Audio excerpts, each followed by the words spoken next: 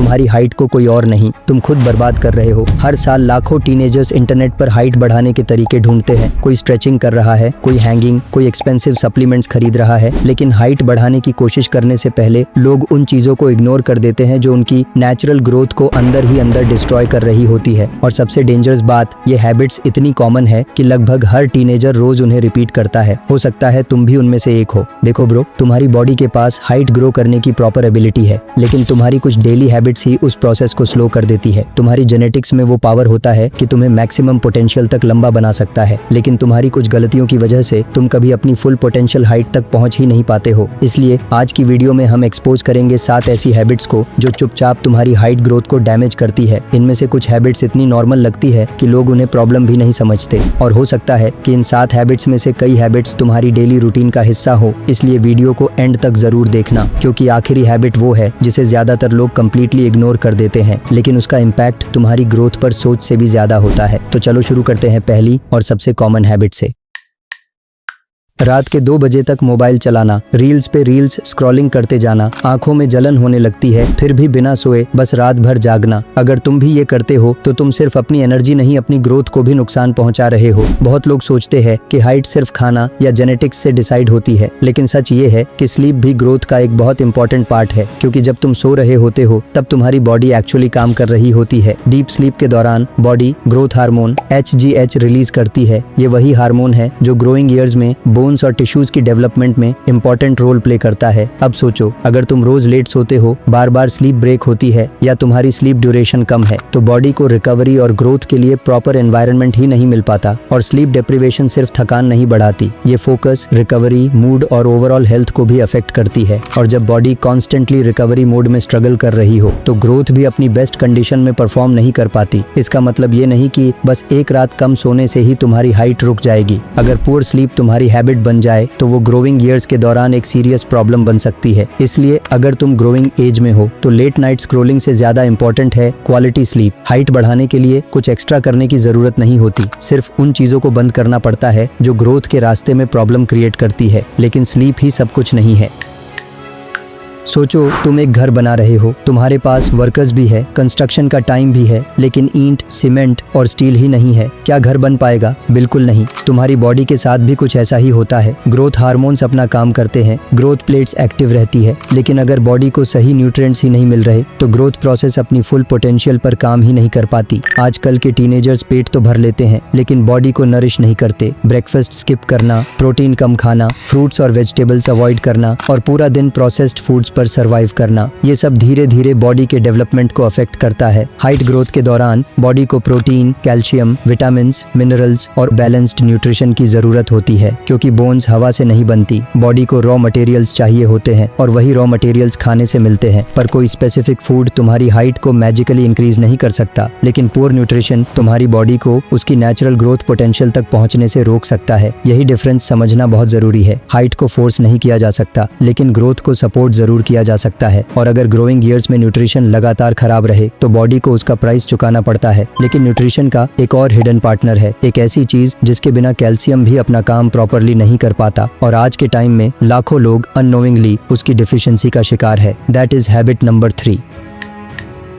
अगर कैल्शियम तुम्हारी बोन्स के लिए ईंट है तो विटामिन डी उस ईंट को सही जगह पहुंचाने वाला वर्कर है। पहले जमाने में बच्चे ज्यादा टाइम बाहर खेलते थे, क्रिकेट, फुटबॉल, साइकिलिंग या दोस्तों के साथ पूरा दिन आउटडोर एक्टिविटीज, लेकिन आज स्कूल से घर, घर पे मोबाइल, मोबाइल से बेड, और फिर वही रूटीन रिपीट होता है। ज्यादातर लोग धूप में सफिशिएंट टाइम भी स्पेंड नहीं करते। विटामिन डी का सबसे इंपॉर्टेंट सोर्स है सनलाइट, और जब बॉडी को इनफ विटामिन डी नहीं मिलता तो कैल्शियम अब्जॉर्प्शन प्रॉपरली नहीं हो पाता। यानी तुम कैल्शियम रिच फूड्स खा भी रहे हो तब भी बॉडी उनका फुल बेनिफिट नहीं ले पाती। यहाँ एक बात क्लियर करना जरूरी है, विटामिन डी कोई मैजिक हाइट बूस्टर नहीं है, लेकिन ग्रोइंग ईयर्स के दौरान हेल्थी बोन डेवलपमेंट के लिए इसका रोल बहुत इंपॉर्टेंट है। पर सबसे इंटरेस्टिंग बात यह है कि कई लोगों को पता भी नहीं होता कि उनमें विटामिन डी डिफिशियंसी है। तो उनके लिए बता देता हूँ कि अगर तुम हमेशा थकान, लो एनर्जी या वीकनेस फील करते हो तो समझ लेना तुम्हें विटामिन डी डिफिशियंसी है। नाउ अगर तुम्हारी बॉडी को न्यूट्रिशन भी मिल रहा हो, विटामिन डी भी मिल रहा हो, फिर भी तुम्हारी बॉडी अपनी बेस्ट ग्रोथ कंडीशन में नहीं होगी अगर तुम इस 4 नंबर हैबिट को ना सुधारते हो तो।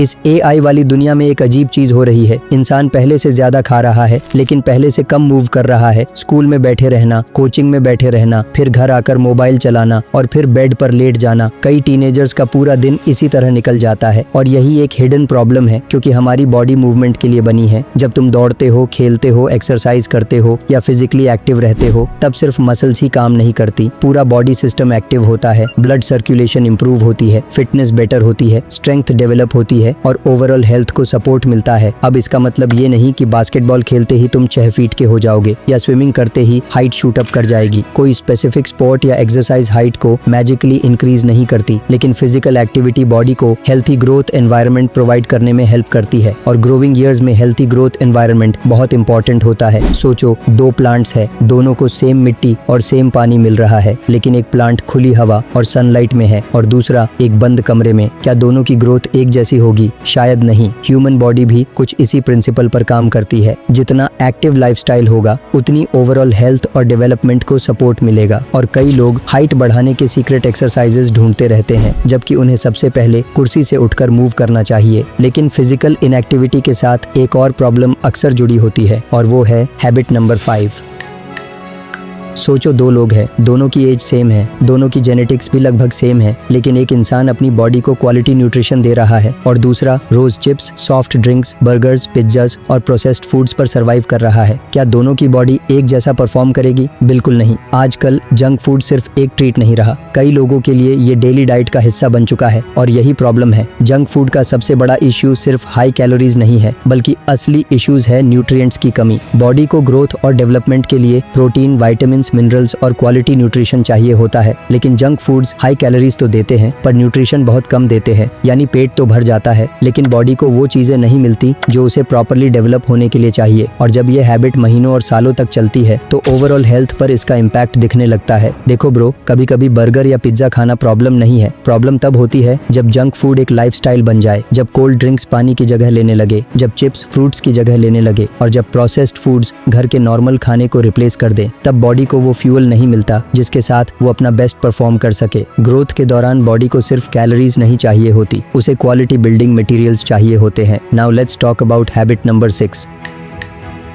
कभी किसी ऐसे इंसान को देखा है जो एवरेज हाइट का होने के बाद भी टॉल और कॉन्फिडेंट लगता है और फिर किसी ऐसे इंसान को जो उससे लंबा होने के बाद भी छोटा दिखता है? डिफरेंस अक्सर हाइट का नहीं होता, डिफरेंस पोस्चर का होता है। आजकल मोबाइल स्क्रीन्स ने एक नई प्रॉब्लम क्रिएट कर दी है। हेड नीचे, शोल्डर्स आगे, अपर बैक राउंड और ये पोजीशन घंटों तक रिपीट होती रहती है। धीरे धीरे बॉडी इसी पोजीशन को नॉर्मल मान लेती है और फिर जब तुम खड़े होते हो तो तुम्हारी स्पाइन फुली अलाइंड नहीं होती, चेस्ट कंप्रेस्ड लगती है, शोल्डर्स झुके हुए लगते हैं और तुम अपनी एक्चुअल हाइट से भी छोटे दिखने लगते हो। पुअर पोस्चर तुम्हारी बोन्स को फिजिकली छोटा नहीं करती, लेकिन ये तुम्हारी अपीयरेंस को जरूर अफेक्ट करती है। कई लोग सिर्फ पोस्चर इंप्रूव करके ही ज्यादा टॉल और कॉन्फिडेंट दिखने लगते हैं। अगर तुम स्पाइन को न्यूट्रल रखते हो, शोल्डर्स को नेचुरली पीछे रखते हो और सीधे खड़े होते हो तो तुम्हारी प्रेजेंस इंस्टेंटली चेंज हो जाती है। पर सबसे डेंजरस बात, पुअर पोस्चर धीरे धीरे डेवलप होती है, इसलिए ज्यादातर लोगों को पता भी नहीं चलता कि उनकी पोस्चर कितनी खराब हो चुकी है। इसलिए अगर तुम अपनी हाइट को मैक्सिमाइज करना चाहते हो तो सिर्फ हाइट पर फोकस मत करो, उस फ्रेम पर फोकस करो जो उस हाइट को कैरी करता है, क्योंकि एक स्ट्रॉन्ग पोस्चर एवरेज हाइट को भी पावरफुल बना सकती है। और अब हम आ गए हैं इस लिस्ट की आखिरी और शायद सबसे अंडररेटेड हैबिट पर, एक ऐसी हैबिट जिसे लोग सीरियस ही नहीं लेते, लेकिन जो बॉडी के अंदर ग्रोथ और रिकवरी दोनों को धीरे धीरे अफेक्ट करती है।